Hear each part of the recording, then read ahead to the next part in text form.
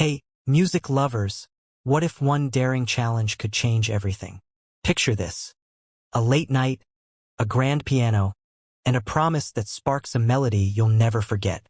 Welcome to Story Loom, where hearts and harmonies collide. If you can play Chopin's Nocturne in C minor, I'll marry you on the spot. Harper Quinn didn't look up from her phone when she said it. Her heels echoed across the marble floor of Lyra Records' corporate lobby. The only sound aside from the faint were of a floor buffer in the distance. The janitor, broad-shouldered, quiet, late 30s, paused his cleaning, still crouched in front of the grand piano that sat like a relic at the heart of the building's glass and steel atrium. He was polishing its legs with a care that made it seem like a sacred artifact, not office decor. She finally glanced up. "You hear me?" The man looked at her then. His eyes, a strange shade between gray and green, clear, unreadable. He stood slowly, one hand still resting lightly on the piano bench. "I heard you," he said, voice calm, "but that's not a piece you play because someone dares you." Harper arched an eyebrow. "So you do know the piece?" He didn't answer, just returned to his work, folding the cloth in his palm with the precision of a flag folded for honor. Wait. Could this quiet janitor hold a secret that shakes Harper's world? Keep listening to Story Loom, because this story's about to hit a chord you won't see coming. Harper studied him a moment longer, then gave a soft scoff and turned on her heel. Didn't think so. She didn't know why she said it. Maybe it was the silence of another late night in the building she ran but didn't belong to. Maybe it was the absurd romance of the polished piano gleaming under pendant lights no one noticed. Or maybe it was the way the janitor looked at the piano, not as an object to clean, but as something remembered. Either way, the moment was over. She stepped into the elevator, swiped her badge, and disappeared into the belly of her kingdom. By the time Elliot Reed finished wiping the last fingerprint from the black lacquered lid, the building had gone completely still. He looked around once, then slid onto the bench. His fingers hovered over the keys, not pressing, just resting, as if trying to recall where they'd last belonged. He didn't play. He just sat there, eyes closed, listening to the silence. A silence shaped like memories he hadn't touched in years. The next morning, Harper's assistant handed her a report and a coffee, launching into the day's agenda. But Harper wasn't listening. Her eyes were drawn across the glass to the piano in the lobby, where a faint smudge on the lid, impossibly faint, caught the light. She remembered his hand resting there, the stillness in his eyes. "Jennifer," she said, interrupting mid-sentence. "Who's the overnight janitor?" Jennifer blinked. Elliot Reed works third shift, started 6 months ago." "Why?" Harper didn't answer. She just stared at the piano a second longer, then turned to her schedule like nothing had happened. That night, Harper returned to her office long after the others had gone. The building slept. She didn't. Deadlines, investor calls, an upcoming gala featuring a string quartet she didn't even care for. She shut her laptop and headed downstairs. Something about the silence pulled her toward the lobby. The lights were dimmed, casting the piano in a soft halo. And there he was, Elliot, kneeling again, polishing the brass pedals. She cleared her throat. "I owe you an apology." He didn't flinch, didn't stop moving. "For what?" "For being condescending," she said, crossing her arms. It was a stupid thing to say, that Chopin comment. This time he did pause. "Most people wouldn't remember." "I remember everything," Harper replied. "That's how I stay ahead." Elliot stood. "Then you should also remember Chopin isn't a party trick. He's prayer set to music." She tilted her head, intrigued despite herself. "You speak like someone who's played him."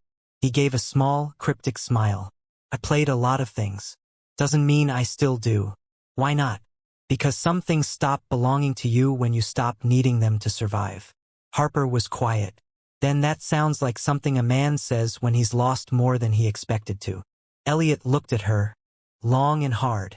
Then he nodded once. "Good night, Miss Quinn." He turned to leave. "Wait." He stopped. She walked to the piano, ran her hand along its edge. "Do me a favor. Next time I say something reckless, call me out." "Do you say reckless things often?" Only when I feel something I don't understand. Elliot's gaze softened. You understood more than you think. You just didn't know how to say it. Upstairs, the security cameras quietly recorded the empty lobby after both had gone. But no one noticed the slight shift in energy around the piano. The next morning, the cleaning crew found a folded paper resting gently on the music stand. No name, just a fragment of music, 4 bars, handwritten, half a melody, a beginning like someone had just remembered how. The applause was supposed to feel like triumph. Instead, it was a dull roar in Harper Quinn's ears, echoing like a storm trapped inside a cathedral. She stood behind the heavy velvet curtain, back pressed against the cool concrete wall, one hand still trembling. She had made it through 3.5 minutes of Bach barely. The notes had bled together. Her tempo had faltered twice. Her left hand had locked at one point, paralyzed by a memory she couldn't name. And though the crowd clapped politely, she could feel their confusion. Why is she up there? Was that intentional? Is she okay? She wasn't. Harper had not touched a piano in 18 years. The gala was supposed to feature a world-class pianist from the Berlin Philharmonic, but a car accident that afternoon had sent the entire events team into a meltdown. With no time to fly in a replacement, the board had asked Harper, half-jokingly, if she could still play a little something for the intro segment. She had smiled tightly, said, "Of course," and then locked herself in a practice room for 4 hours, trying to remember how her fingers once moved without fear.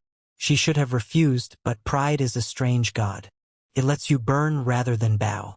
Backstage, Harper exhaled slowly and unclenched her hands. The last chord still throbbed in her palms. She didn't want pity. She wanted air. She slipped out the side exit of the venue, the chill of the New York night slicing through her dress like a blade. The staff parking lot was mostly empty, except for the low hum of a few idling vans. And then music. Soft, clear, fragile as moonlight on water. A piano. The same piece, but this time played the way it was meant to be. Each note a breath, each pause a heartbeat. She followed it. Behind the loading dock, in a storage bay, barely lit by a flickering bulb, sat a weathered upright piano, likely dragged out for ambience, forgotten in the chaos. And at it, playing with eyes half closed and posture that spoke of old discipline, was Elliot Reed. He didn't notice her at first. His fingers danced across the keys with the precision of someone who didn't need to think, only feel. Harper stood there in stunned silence, the chill forgotten. It wasn't just that he was good. It was that he played like he'd lived inside the song, like the music knew him, not the other way around. Finally, he glanced up and saw her. The last chord faded into the shadows. "I thought you left," he said softly. "I did." Her voice was barely a whisper. "But then you played." Elliot stood slowly, brushing imaginary dust from his sleeves. "Didn't think anyone would hear." "That was Bach?" He nodded. "Your choice tonight. You rushed the transitions in the middle. Hands got stiff. Too much tension in the shoulders." Harper crossed her arms. "You were listening. You were shouting, Miss Quinn, not playing." The words stung, not because they were cruel, but because they were true. She took a breath. "How did you know the piece?" He didn't answer right away. "Then I played it once for someone who mattered a long time ago." A beat. Harper stepped forward, her voice quieter now. "You're not just a janitor, are you?" "No more than you're just a CO," he replied. "We all hide in uniforms." The silence between them stretched. Not awkward, just dense. Like a note sustained too long, waiting for resolve. Then Harper asked the question she'd been circling since the night before. "Why are you here doing this? Cleaning floors, polishing pianos, hiding backstage?" Elliot didn't look at her when he answered. "Because life is a thief. It takes what you love and leaves you with what you need to survive. And sometimes survival looks like pushing a mop."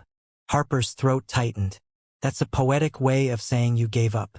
He turned then, not angry, but steady. "I didn't give up.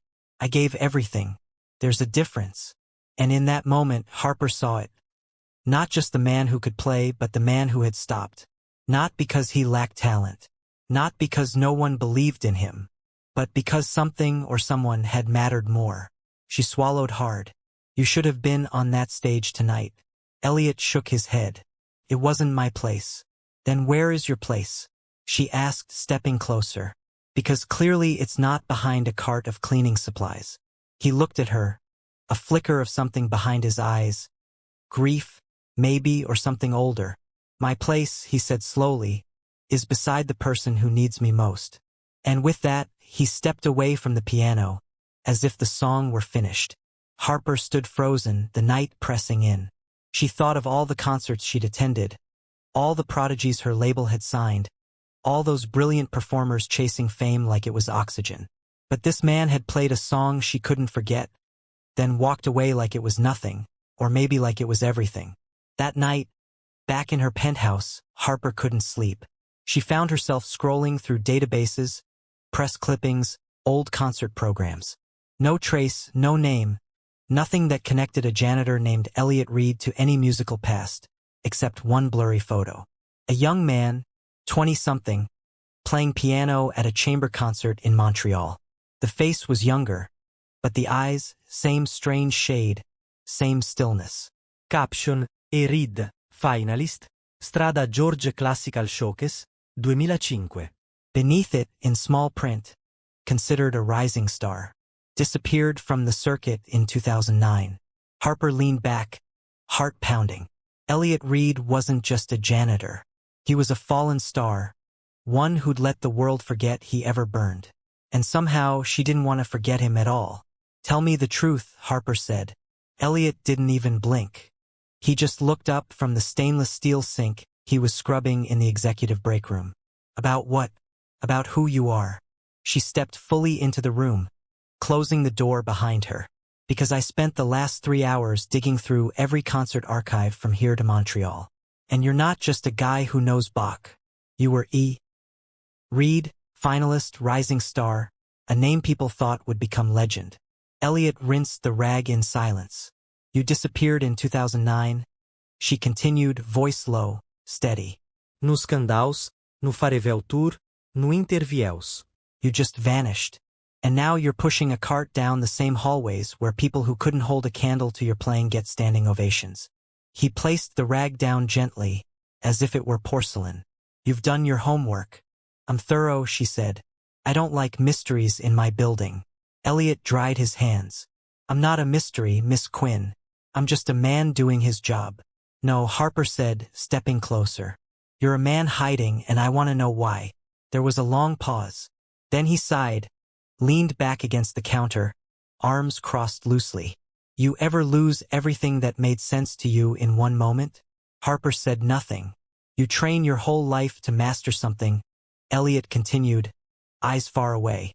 You breathe it, sleep it, bleed for it. Then one day it stops being enough. Not because you're not good, but because life hands you a new sheet of music and says, play this instead. And it's written in a key you've never seen. What was the moment? She asked. He hesitated, then, with quiet finality, my wife's cancer. She passed in the spring of 2009. Our daughter was 2. Harper's heart caught. I couldn't tour with a toddler. Couldn't teach masterclasses and still be there when she woke up coughing in the night. I had to choose. And you chose her, she whispered. He didn't blink. Another silence. But this one was different, softer, reverent. Harper swallowed. I don't know if I'd be strong enough to do that. You'd be surprised what you're capable of when someone small needs you to survive. She sat on the edge of the counter across from him. So, you gave it all up. I gave up the stage, Elliot said. Not the music. Where is it now? She asked. The music. His eyes flicked to her, then away. Mostly quiet. Sometimes it wakes up when she laughs or when she sleeps. But I don't play anymore. Why not? Because when I sit at the keys now, I hear everything I've lost. Harper looked at him for a long moment, then said quietly, you're wrong. Elliot arched an eyebrow. You don't hear what you've lost, she said. You hear who you've loved. That's not the same thing. The room felt heavy, sacred, like they were standing in the middle of a cathedral neither had meant to enter. Elliot studied her. How do you know that? Harper's voice wavered. Because I stopped playing too a long time ago for different reasons. But the silence, it's familiar. He said nothing. I was 12, she said, eyes fixed on the floor. My father was a composer, brilliant but broken. Music was his god and his curse. He'd spend days in a manic trance, then come home and destroy everything he wrote. One night I messed up a note.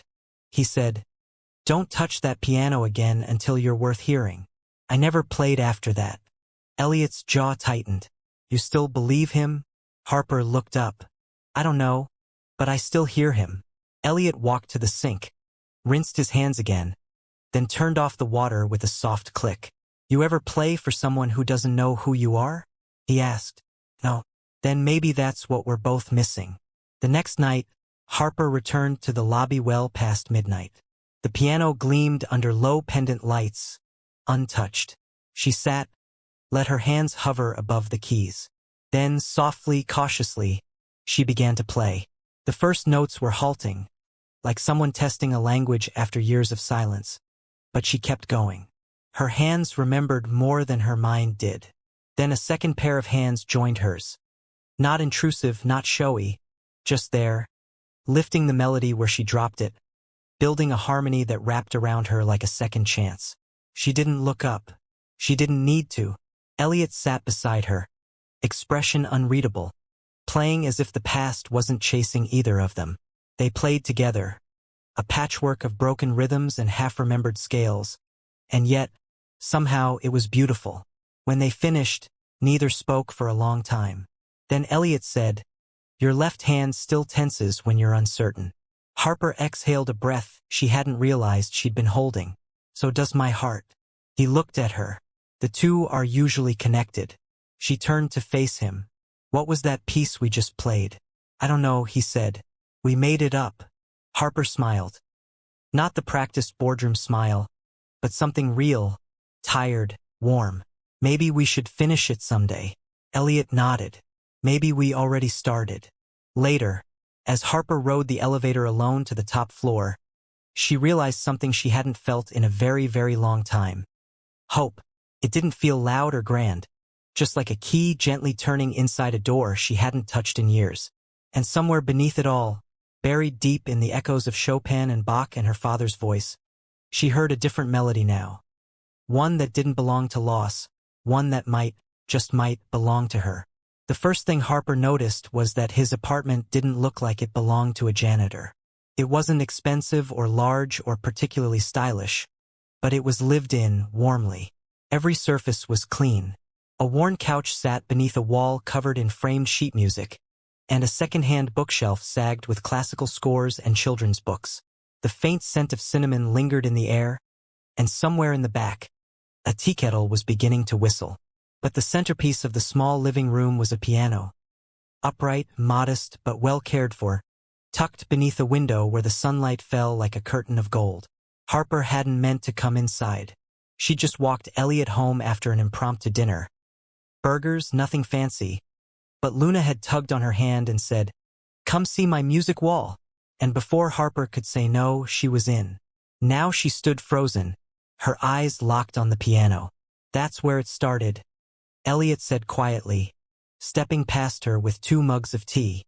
Luna took her first steps toward that bench. I was practicing Chopin. She let go of the coffee table and walked straight to the music. Luna beamed proudly. I touched the low C. It was magic. Harper smiled, then took a sip of tea. It smells like memories in here. Elliot sat across from her. That's what grief is most days, memory with sharp edges. Luna skipped over, holding something in both hands. A thick folder with frayed edges and music paper peeking out. Daddy's songs, she announced. Well, half of them. He says most are sleeping. Harper raised an eyebrow. Sleeping? Elliot rubbed the back of his neck. Unfinished ideas I never chased down. Melodies I was too tired or too scared to complete. Harper took the folder gently. The first page was a delicate melody, handwritten in pencil, notes spiraling across the staff like whispers. It ended abruptly, mid-phrase. You wrote this, she said. He nodded. A lifetime ago. It's beautiful. She traced the final measure with her fingertip. But it stops too soon. Elliot shrugged. So did a lot of things. That silence again, the kind that says more than anyone dares to. Then Luna said softly, "Daddy used to play at night when he thought I was asleep. I always listened." Harper turned to her. "Do you play too?" "I try," Luna said proudly. "But my fingers are short." "They'll grow," Elliot said. "And they already know more than most people's hearts." Later, after Luna had gone to bed, humming to herself as she drew pictures of knights and queens and pianos with wings, Harper found herself at the bench. She sat beside Elliot in the half-light, the score still open in front of them. "Why this one?" she asked. "Why not finish it?" He was quiet for a long time. "Because I wrote it for someone I never got to say goodbye to," he finally said. And finishing it felt final, like she'd really be gone. Harper didn't ask who. She didn't need to. She placed her hand on the keys, tentative, careful. "I think," she said slowly, "some songs aren't meant to be endings. They're meant to be open doors." He looked at her. "You think I should finish it?" "No," she replied. "I think we should." Obres, opus, osperk. Then, like leaves caught in the same wind, their hands moved together, filling in the blank bars, testing variations, building layer upon layer of sound. Not perfectly, but truthfully. It wasn't about skill anymore. It was about presence. At one point, Elliot stopped, listening. "You modulated early." "I know," she smiled. "Felt right." He shook his head with mock disapproval. "You're breaking the rules." "Rules never raised a child alone," she said softly. "Rules didn't hold you together when your world fell apart." Elliot looked at her. "No, but music did." The clock struck midnight before either of them noticed. Elliot stood, stretching. "Luna's appointments are early tomorrow." Harper nodded, rising. "Thank you for all of this." He walked her to the door, but just before she stepped out, she turned. "I've been thinking about what you said about survival and sacrifice, and I realized something." "What's that?" "That you didn't just give something up.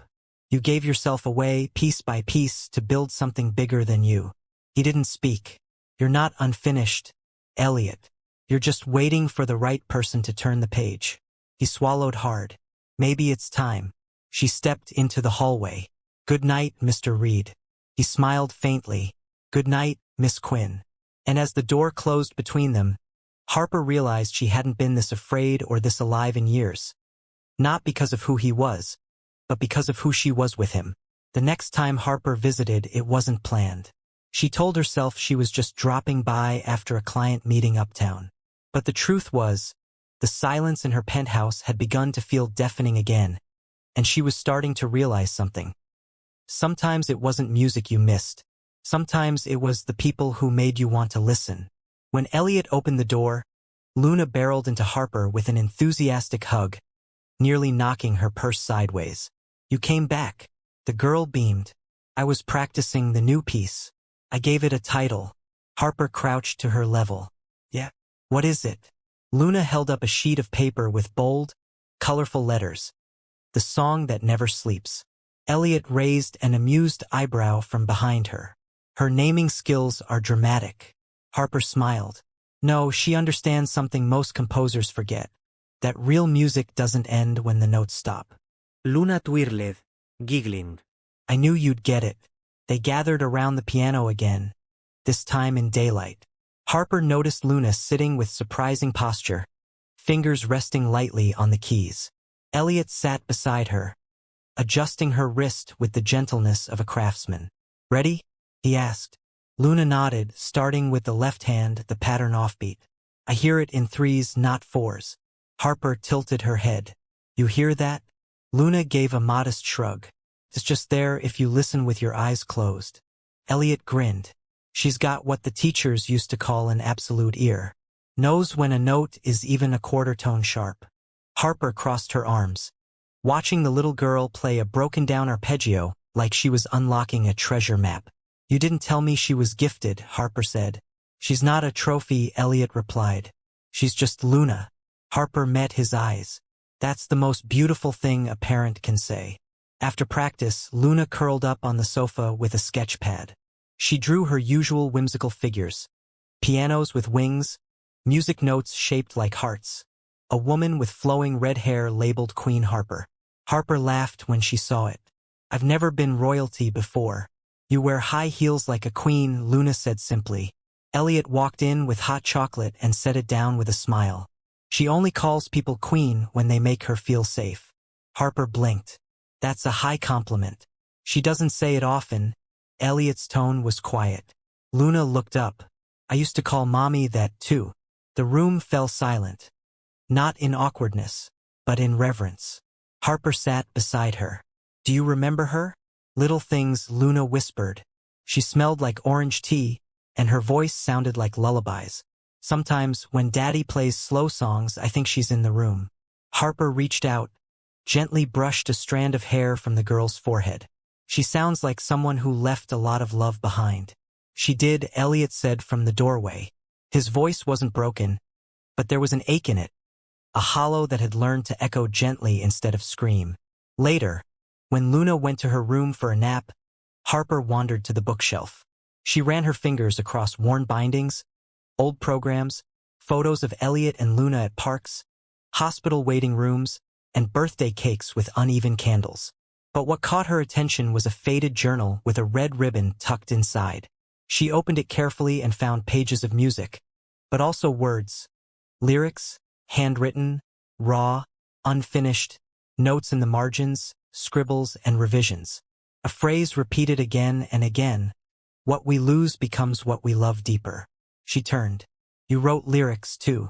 Elliot, pouring tea, nodded before the silence got too loud. She held up the book. You should finish these. I wrote those when Sarah was in the hospital, he said, not meeting her eyes. I couldn't fix her body, but I tried to give her a lullaby strong enough to stay behind. Harper's throat tightened. Did you ever sing it to Luna? Once, and she cried. She said it sounded like goodbye. Harper sat beside him. Maybe now it could sound like home instead. There was a pause. Then, she's getting worse, Elliot said. Harper stilled. More attacks lately. Shorter breath. Her color fades faster. Her doctors are talking about options, but you can't afford them. I can't afford to hope, Harper. That's the cost that scares me most. She looked at him, and for once, her business instincts didn't leap to solutions. She didn't offer a check or a referral or a private jet. She said, then let me sit with you in the middle of that fear. You shouldn't have to carry this alone. Elliot's jaw clenched. I'm not used to people standing still when things get hard. Then I'll be the first, she whispered. That night, as Harper was about to leave, Luna stirred from her nap. Harper knelt beside her, whispering, do you want me to tuck you back in? Luna nodded, sleepy-eyed. As Harper pulled the blanket over her, Luna reached for her hand and said, can you play that half-finished song again tomorrow? The one Daddy started. Harper smiled. Of course. Luna's voice was soft, drowsy. I think that song is helping Daddy come back to life. Harper's heart twisted. I think it's helping me too, she whispered. When Harper left that evening, she didn't take the elevator to her penthouse and pour herself a glass of wine. She went home, sat at her piano, and opened a blank page. She wrote the first line of a new melody, and beneath it, in cursive, for the girl with the perfect ear and the father learning to listen again. It started as a whisper, a link shared in a group chat, a grainy clip sent between interns. Then a wildfire. By noon, the video had made its way to every floor of Lyra Records, from the cramped cubicles of accounting to the gleaming windows of the executive suite. The caption read, when the janitor plays a duet with the CEO, and the piano remembers. And just beneath it, 3 unspoken words echoed through every comment. Music, love, fire, and a final stinger. Is this romance or resignation waiting to happen? Harper Quinn stood in her office, the screen frozen mid-frame. The video was 38 seconds long. In it, she sat beside Elliot at the lobby's grand piano, her hands drifting over the keys as he layered a soft harmony underneath. Their eyes met briefly. There was no sound but the music, no words, just connection. The camera had been angled through the glass wall of the security booth, unsteady, zoomed-in, amateur. Yes, but the intimacy was undeniable. Jennifer, her assistant, stood beside her like a soldier in a storm. It's circulating through internal Slack, social media. Even Reddit has a thread. I'm sorry, Harper. Someone must have leaked it from the overnight footage. The security team's investigating. Harper exhaled slowly. How many views? Over 200,000, just from private shares. The algorithm picked it up this morning. And comments? Jennifer hesitated. They're mixed. Some are supportive. Most are speculating. Office gossip. Power dynamics. You know how these things go. Harper turned away from the screen. Do the board members know? They've called 6 times. Richard left a message asking for a frank conversation this evening. Harper closed her eyes. Of course he did. She found Elliot in the staff stairwell 2 hours later, wiping down handrails with practiced efficiency. He didn't look up when she entered. I was wondering when you'd come. Harper held out her phone. It's everywhere. I know. You knew someone recorded us? I found out this morning. Someone in payroll winked at me and said, "Nice duet, maestro." I thought he was having a stroke. Harper didn't smile. This isn't funny. No, it's not. She stepped closer, her voice low. They're turning this into something it's not. Turning you into something you're not. They're saying you're using me, or I'm manipulating you, or that I'm a project you took on to fix your public image. He finally looked at her. And what do you think it is? Harper blinked. I think it's real. Whatever this is, it's the most honest thing I've touched in years. Elliot studied her. Then why do you look like you're already running from it? Her voice cracked. Because I know how this ends. Tell me. They'll drag my name, question my judgment, my leadership, everything I built. And you think I don't know how that feels? His voice was calm but sharp now. I gave up the only thing I was ever praised for. I vanished so my daughter could breathe. You think I don't know what it means to watch a life dissolve? She looked away. I didn't ask for this. No, he said. But you played for it. You showed up for it and now you want to hide. I'm trying to protect you, she snapped. No, yo triplaid. You're trying to protect your image, and you're using me as the reason to retreat. That landed like a slap. He didn't flinch. Let me ask you something, Harper. When was the last time you stayed in something messy? Something you couldn't script, couldn't schedule, couldn't control? Her mouth opened, then closed. That's what I thought. She stepped back, arms wrapped around herself like armor. You have no idea the pressure I'm under. You're right, he said. I just know what it feels like to be left standing when someone walks away. A beat. Then Harper whispered, "Is that what you think I'll do?" "I don't think it," Elliot said. "I see it." The next morning, headlines hit the trade sites. Power ballad or power imbalance? CEO Harper Quinn caught in intimate moment with Janitor. Lyra Records faces backlash over workplace boundaries. Viral duet sparks ethics inquiry. Inside Lyra's headquarters, whispers followed Harper down every hallway. She didn't need to hear the words. She felt them. The board meeting was scheduled for 4 p.m. She entered the room 20 minutes early, sat at the head of the table, waited. One by one, they filed in Richard Quinn, chairman of the board, and her late father's brother, entering last. "Harper," he said curtly, taking a seat. "We need to address the optics. Of course. We'll issue a statement clarifying your relationship with Mr. Reed as non-romantic and outline our zero-tolerance policy moving forward." Harper looked up. "It is romantic." Silence. "I'm not going to lie to clean up your discomfort," she said. "I sat at that piano because I felt something real. I'm not ashamed of it." Richard frowned. This could cost the company millions. Harper met his gaze. "Then maybe we should ask why we built something so fragile that a single moment of humanity can shake it." A beat. "You're making a mistake," Richard warned. "No," she said. "I'm choosing something else for once." Later that evening, Harper stood outside the building. No press, no entourage, just herself, alone under the city's gray sky. Her phone buzzed. A message from Elliot. "We lost something today, didn't we? Or maybe we finally stopped pretending we never had it." She stared at the screen, then typed, "I don't want to lose you." His reply came quickly. "Then don't." But it wasn't that simple. Because when she knocked on his apartment door the next night, there was no answer. A neighbor said he'd packed a bag. Something about a trip to the hospital. Harper's chest tightened. And for the first time in years, the woman who'd built an empire ran. The hallway smelled like antiseptic and old fear. Harper hated hospitals, the flickering lights, the mechanical hush, the way people whispered like the air itself might break under pressure. She found Elliot in the pediatric wing, room 312. The door was cracked. She paused before pushing it open. Inside, Elliot sat beside Luna's bed, one hand wrapped tightly around hers, the other covering his eyes. His shoulders rose and fell in a shallow, shaky rhythm. Luna was pale, too pale. Oxygen tubes framed her face. The heart monitor beeped steadily, but softer than it should. A stuffed bear sat tucked under her arm. Harper stepped in quietly. Elliot. He looked up, his face hollowed, raw. How did you know? Your neighbor, she said gently. You didn't answer my text. He blinked, like he'd forgotten what a phone was. Sorry. She approached the bed, eyes on the little girl. How is she? Critical, he whispered. Attack hit harder than usual. Oxygen dropped fast. They had to intubate her before I could even process what was happening. Harper's heart clenched. Is she awake? She was, he said.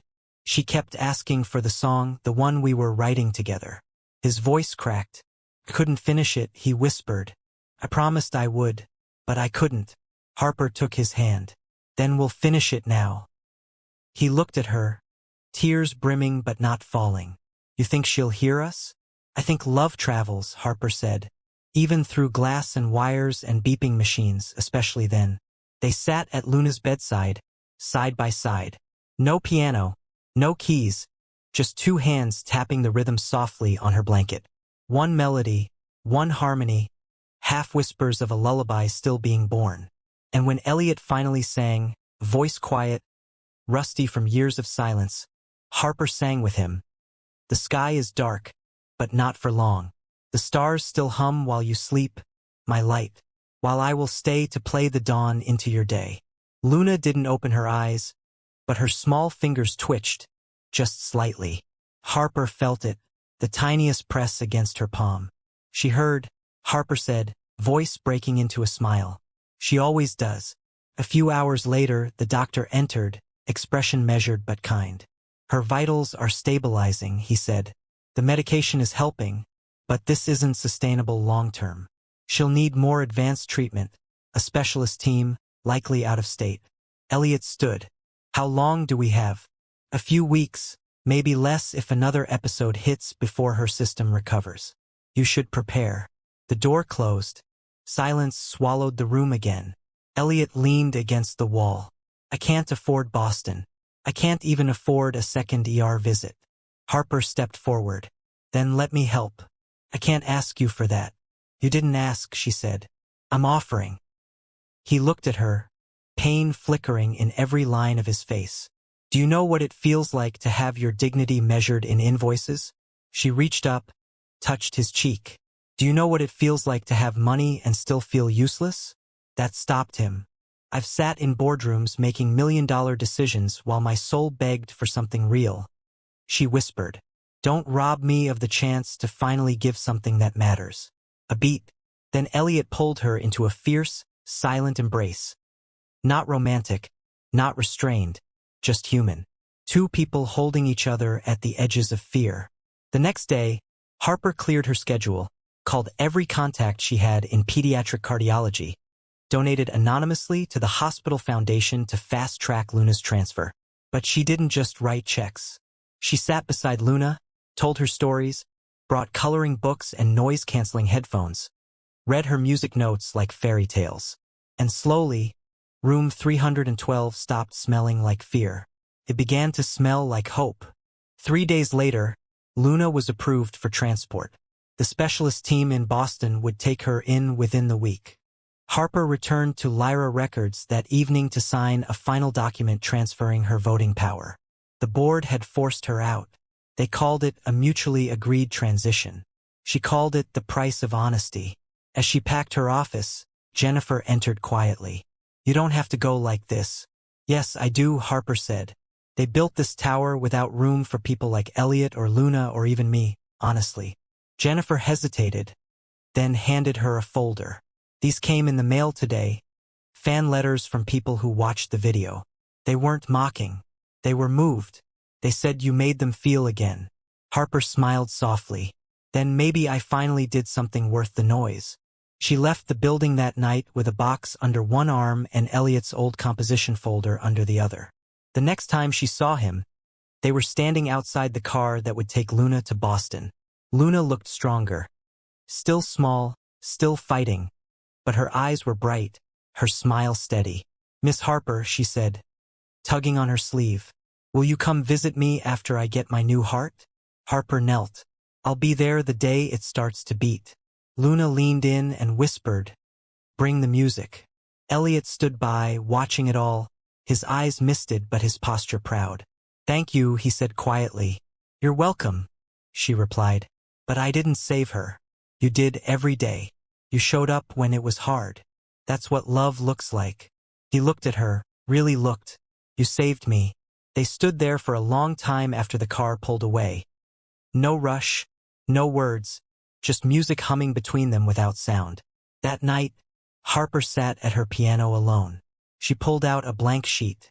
At the top, she wrote, "Finale, the song that never slept." And below it, "For the girl who fought to breathe and the man who never stopped listening." The room was colder than she remembered. The boardroom table, 42 feet of walnut and polished ego, sat like a monument to control. Around it, the faces were familiar but colder now, tightened by discomfort and whispers of scandal. Harper sat alone at the head, back straight, fingers interlaced. Not as a CEO, but as a woman who had already let go. She had worn navy. No gevelre, no make-up, no mask. Because this wasn't a negotiation. It was a reckoning. Richard Quinn cleared his throat first, seated across from her like a judge at sentencing. "The optics haven't improved," he began. "Despite your efforts to stay quiet, the narrative has taken on a life of its own." "I'm aware," Harper said calmly. He nodded toward a legal packet on the table. "We've drafted a mutual separation agreement. You step down without further noise. In return, we ensure your reputation stays intact, your severance remains whole, and the press gets a clean version of your exit." Someone else chimed in, Margot Lynn, VP of Marketing. "We can spin this as your choice. A desire for personal growth, maybe even frame it as philanthropic. Say you're pursuing music outreach programs." Harper didn't blink. "You want me to lie?" "We want to protect the company," Richard corrected, "and frankly, to protect you." Harper leaned forward. "You want me to erase the truth because it makes you uncomfortable, because I did something human in a place built for machines. Because I sat at a piano and felt something real in front of someone who wasn't wearing a suit." Margot's voice sharpened. "You're not being asked to apologize for feelings. You're being asked to take responsibility for the risk you introduced." "There's no risk in loving people," Harper said, voice cutting clean through the room. "The risk is in pretending you don't." Silence. Richard closed the folder with a snap. "Then let's stop pretending. If you reject this agreement, we'll proceed with a vote of no confidence. You'll be removed with cause. That affects not just your severance, but your legacy." Harper exhaled slowly. "I've carried this company through lawsuits, market crashes, and artist meltdowns. I've worked 18-hour days for years, built brands that outsold expectations, mentored interns who became vice presidents. And now you want me gone because I loved someone you didn't see coming." Her voice lowered. "Let me ask you something, Richard. When did we become so afraid of grace?" He flinched. Margot looked away. Harper stood. "I'm not going to sign your lie, and I'm not going to beg to stay. If being human costs me my seat at this table, then I'll build a better one. Somewhere people like Elliot Reed don't have to disappear to survive. Somewhere music still matters." She reached into her bag and placed a small envelope in front of Richard. "What's this?" he asked. "A personal donation to the Lyra Foundation," Harper said, "to fund music education for underprivileged kids. Name it after whoever you want, but don't let it go to waste." Then she turned to the rest of the room. "I'm leaving, not because I'm ashamed, but because I've remembered who I am." No one moved as she walked out. She didn't take her nameplate, didn't say goodbye, because some endings don't need punctuation, only purpose. She stood outside the building for a long while, watching her reflection in the mirrored glass. It looked nothing like the woman who'd first entered this tower 10 years ago. That woman had been hungry, ambitious, brilliant, and lonely. This one was awake.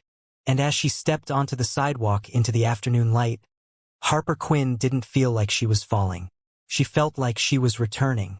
That night, she found Elliot sitting on a park bench just past the hospital gardens, headphones around his neck, eyes on the horizon. She didn't speak right away, just sat beside him. After a while, he said, "You're not wearing the armor today." "I left it in a boardroom downtown," she replied. He glanced at her. "What happened?" "I resigned." A long pause. Then he said, "They'll regret it." "No," Harper said. "But I won't." He looked at her fully now. "You're different." "I remembered something," she said. "That the title next to your name means nothing if it costs you the music inside you." Elliot turned away. His voice, when it came, was low. "I didn't want to be the reason you lost everything." "You weren't," Harper replied. "You were the reason I found it." He went still. "I watched you fight for your daughter," she continued. "Heard you play music you hadn't touched in years. Saw you rebuild your soul note by note. And somewhere in that, I realized I wanted to play again, too. Not just piano, but life." A breeze passed between them. Then Elliot said quietly, "She's going to Boston tomorrow. I know she's scared. So are we," Harper said. "But we do it anyway. That's what love does." He finally smiled. "You really quit?" "Not quit," she said. "Graduated." He laughed. And it felt like the first true exhale either of them had taken in weeks. Harper reached into her coat pocket and pulled out a small envelope. "What's this?" he asked. "An invitation." Elliot opened it. Inside, a handwritten card.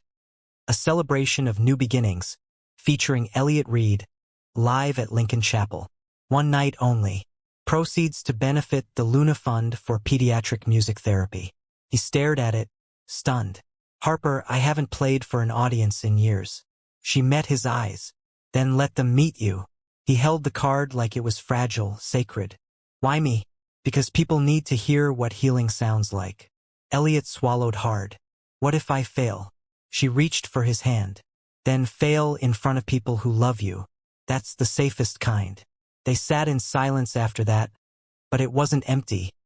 It was filled with promise. And as the sun dipped low, Elliot whispered, "Do you think she'll be okay?" Harper squeezed his hand. "I think she's got the strongest heart I've ever met, and it's just waiting for a melody worth growing into." The apartment was quiet, too quiet for a Saturday morning.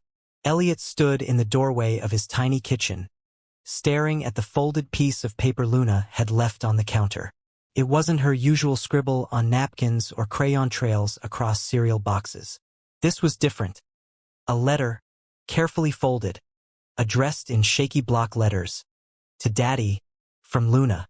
But serious this time. His hands trembled slightly as he opened it. "Dear Daddy, if I don't wake up after Boston, don't be sad. I know I was your song, but you're mine too. So, if I can't finish our song, I want you to promise. Promise you'll play it for me one day, not alone, but in front of people like Mommy used to say, where love can echo. Tell Miss Harper thank you for finding your music. And tell her I think she's pretty, even when she's mad. P.S. I put something under the piano. It's for when you're ready. I love you more than marshmallows. Love, Luna, the bravest girl you ever met." Elliot sat down, the letter still in his hand, the air thick around him.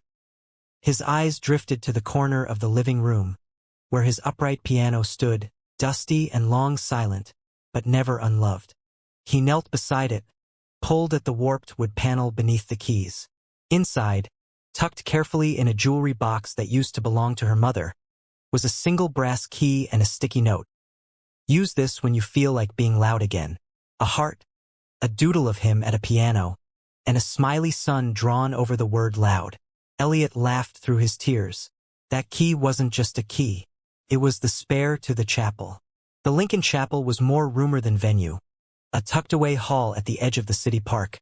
Once a sanctuary for lost souls and music students who couldn't afford Carnegie. It had been closed for years, then quietly reopened by a nonprofit Harper had funded under a different name. When Elliot arrived, he expected the space to be empty. But when he stepped inside, the air carried something waiting. The grand piano stood at center stage, its surface still gleaming despite the age of the room. But what stopped him wasn't the piano. It was the letter sitting on its bench. He recognized the handwriting before he even opened it. Harper, I didn't know how to fix what was broken between us. But maybe it doesn't need fixing, just music. Luna believes in echoes. She believes in the kind of love that ripples even after the sound is gone. So I booked the room. I lit the candles. I called in every string I've ever owed to make sure this place, this moment, would be yours when you were ready. Play for her, Elliot. Play like she's listening because she is. And if, by some miracle, you play for me too, I'll be there. Ash. Elliot folded the letter slowly, then sat. And for a moment he simply stared at the keys.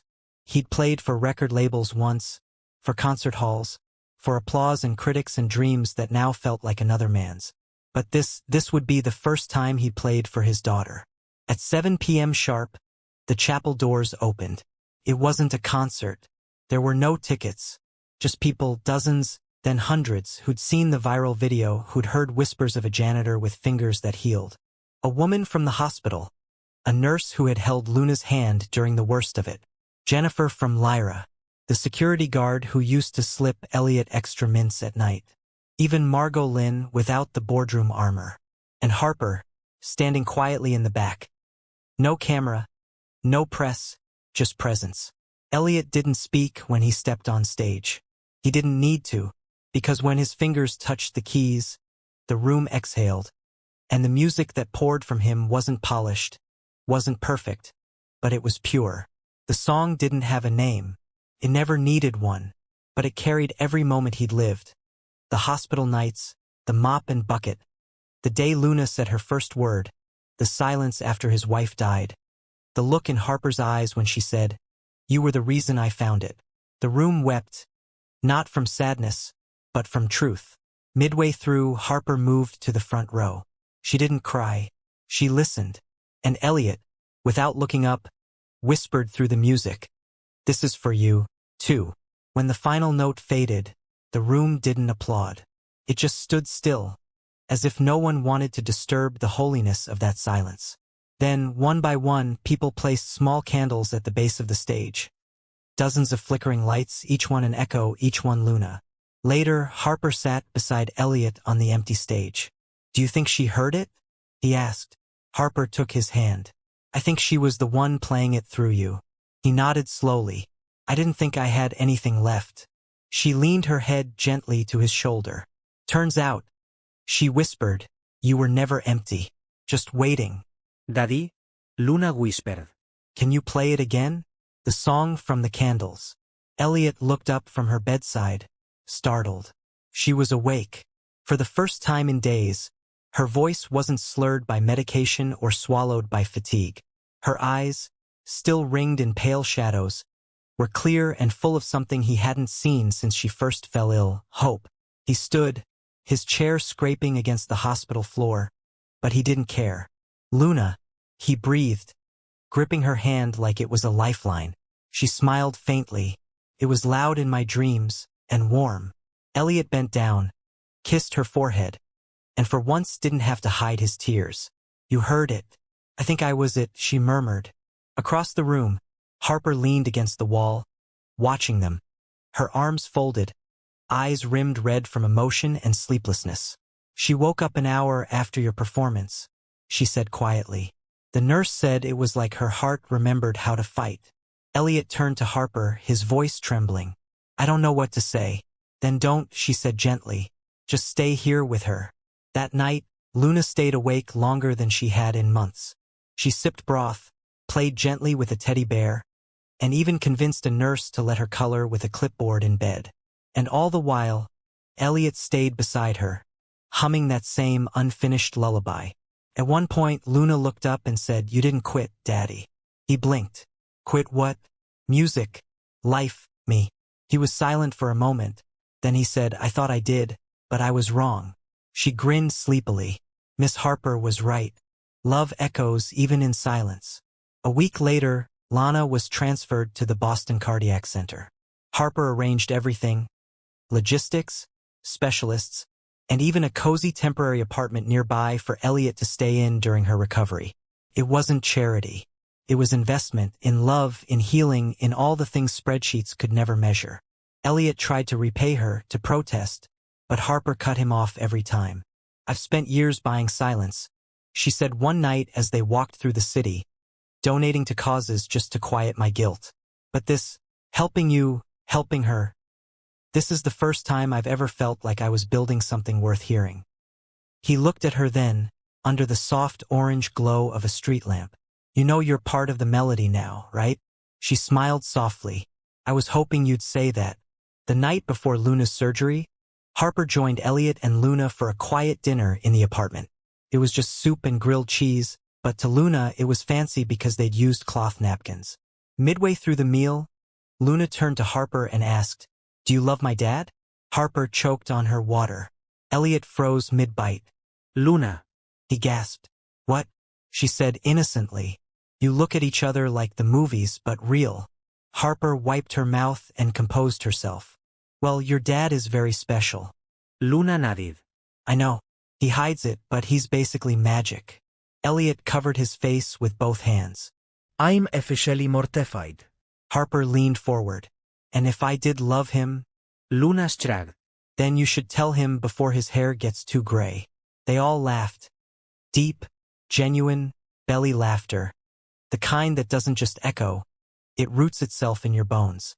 And later that night, when Luna fell asleep, curled against her dad's chest, Harper sat beside him on the sofa. Neither of them spoke for a long time. Then Elliot whispered, "She's not wrong." "About what?" "You should probably tell me before it's too late."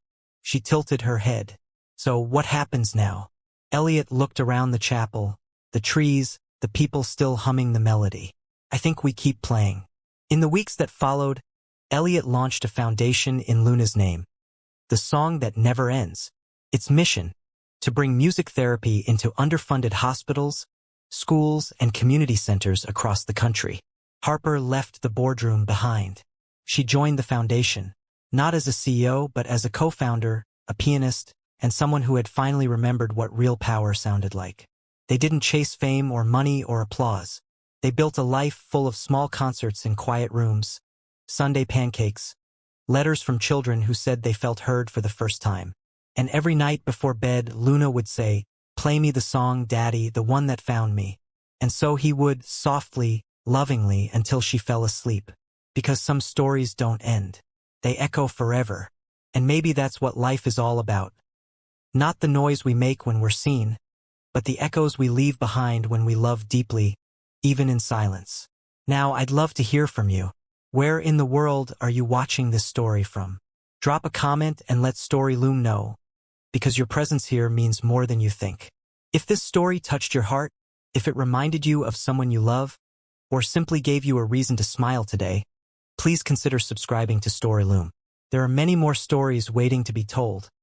Stories that heal, stories that matter. Thank you for spending your precious time with us. Until the next story, stay kind, stay brave, and remember, sometimes the quietest people play the loudest songs. You just have to stop and listen.